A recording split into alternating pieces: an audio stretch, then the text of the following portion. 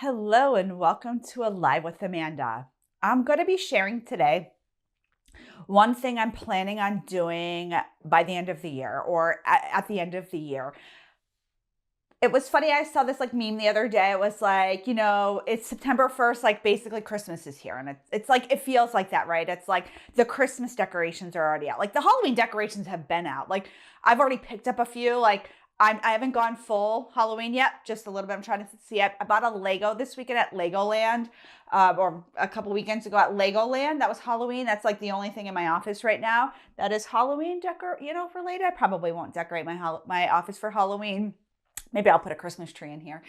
But it feels like, all of that time of the year is coming up, and then inevitably it's the end of the year, and there's a lot of things that have to happen by the end of the year. I've already planned our holiday party for our team, and in years past, we've sent baskets to people and as a thank you. And, last year I was like, I just don't know that I'm going to do this again. I don't know what it does, right? And as things have changed in the mental health space this year, I'm going to go back to really thinking about people I appreciate, referral sources that I appreciate all of them, but referral sources that really want to, connect with and show them again, a thanks. I should do it around Thanksgiving instead of the holidays, right? Now that I'm thinking about it, because it's really an appreciation type of thing. And I think it'll stand out actually. I see, this is why I love doing these videos, because I get my own ideas as I'm just talking, right? I might do it around Thanksgiving. It'll stand out. It won't be at the holidays like everybody else's baskets are. And I can really take an opportunity to thank people. I'm thinking about sending baskets, actually sending handwritten letters to some people. I think there's a nice touch around some of that, and really showing my appreciation for the people that really help to build caring therapists, both internally and externally. We really do a lot of appreciations and thank yous and bonuses and these types of things at our holiday party, which is, I think, really important for the culture of our practice. So if you have a group practice and you're wondering some things that you can do, absolutely, handwritten notes, gifts, a holiday party, bonuses, all of those things I think are really appreciated.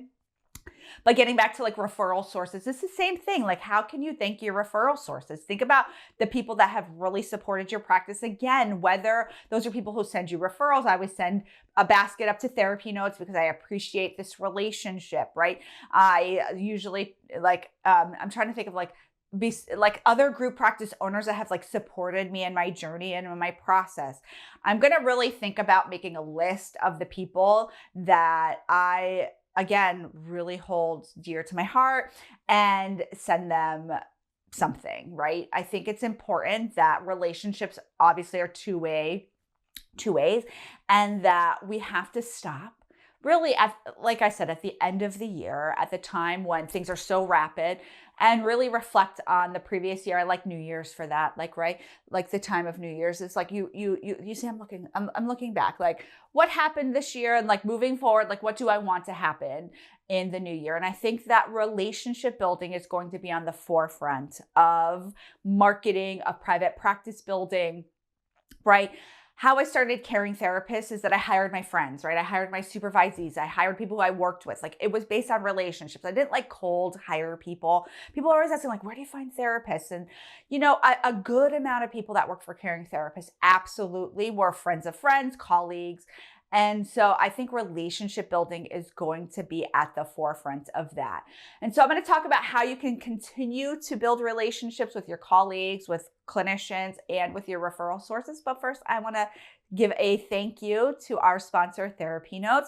If you're looking for an electronic health record that you will certainly want to send a basket to at the end of the year, I want you to check out TherapyNotes. Their customer support is really what stands out, right? You can call them, you can email them, you can get the support that you need. And again, that's why I value relationships that are two ways, right?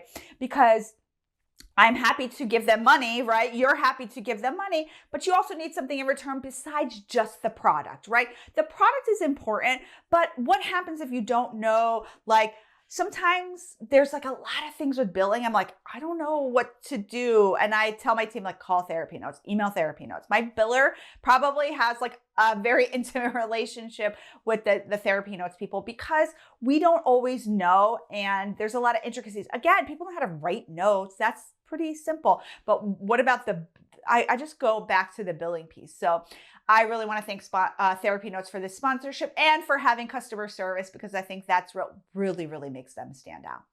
So going back to, what can you do at the end of the year to really build relationships? Can you have a holiday party? Can you go to all of those social events that all of the associations are putting on as a thank you? Can you really look at how you can build relationships with your community and have that relationship go both ways, right?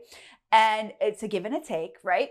And build your practice that way. We are going to go back to a lot of relationship building at Caring Therapists. And I see a big push around the mental health community with that, because there is a limitation with some of the technology tools like Google, ChatGPT, AI, et cetera. And that doctors are going to be looking for practices that can take their patients, right? Other therapists are, yes, they can use psychology today to find people, but how can they trust, if they're sending to your practice, right? So there's going to be that know, like, and trust factor that's going to come back up. And so the end of this year is a wonderful opportunity for you to work on that for your practice. I hope this was helpful. I'll see you soon, everybody. Bye.